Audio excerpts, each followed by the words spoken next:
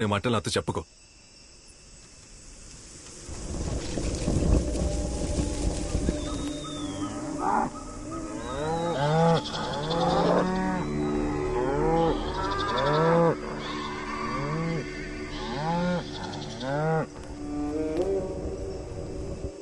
అందరూ వినండి, ఈ రోజు రాత్రికి ప్రయాణం వద్దు. సరే. ఇక్కడే ఉందాం.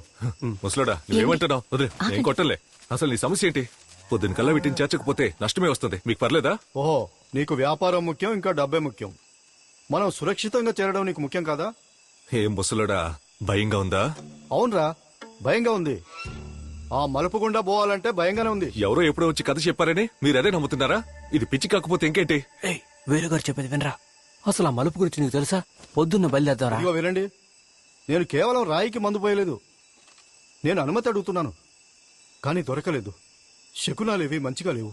అది మాత్రమే కాదు, ఈ రోజు శుక్రవారం, మనం ఎవరం కూడా వెళ్ళలేము. నేనెవరిని వెళ్ళనివాడు కూడా. తాతగారు చెప్పిన ఏయ్. కొత్తగా తాత, నేను మీకు విషయం చెప్పనా? ఈ రోజు రాత్రి ఆ మలుపు దాటి చూపించనా ఏంటి? చెప్పండి. నీకంత ధైర్యం ఉంటే నువ్వు ఒక్కడే పోరా. ఎవరం నీతో పాటు రాం. బండి కూడా రాదు. ఓ, నువ్వు వస్తున్నావా లేదా? ఏమండి అది?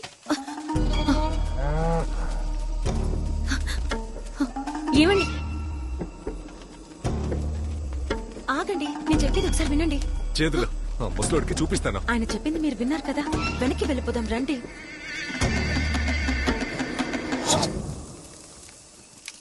ఒక్క నిమిషం ఆగండి. ఇప్పుడు ఎందుకంత కోపం మీకు?